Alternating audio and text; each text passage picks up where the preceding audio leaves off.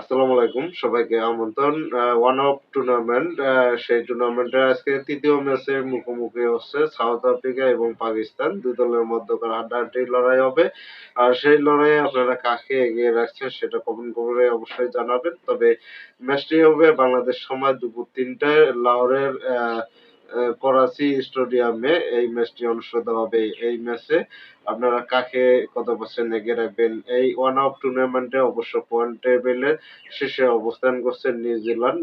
তারা হলো ২ টি ম্যাচ খেলেছে সাউথ আফ্রিকা এবং পাকিস্তানের বিপক্ষে ২ টি ম্যাচে তারা হলো জয়লাভ করেছে।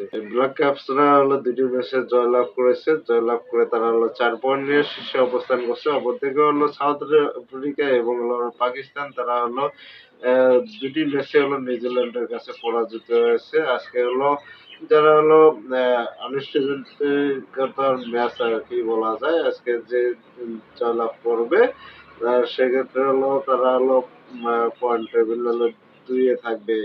আজকের এই ম্যাচে আপনারা কাকে এগিয়ে রাখছেন? কত পার্সেন্ট সাউথ আফ্রিকা এবং পাকিস্তান? আমি অবশ্য পাকিস্তানকে অবশ্যই এগিয়ে রাখছি।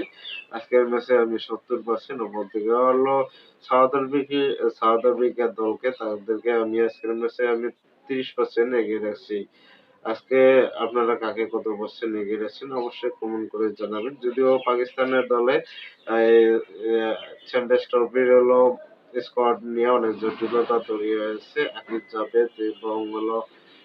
জাভেদ অবশ্য চ্যাম্পিয়ন্স ট্রফির স্কোয়াডে জায়গা পেয়েছে হ্যারিস রাফের জায়গায় এবং হলো খুরশিদুল শাহ নিয়ে তাকে হলো কিছুটা বিতর্ক ছিল।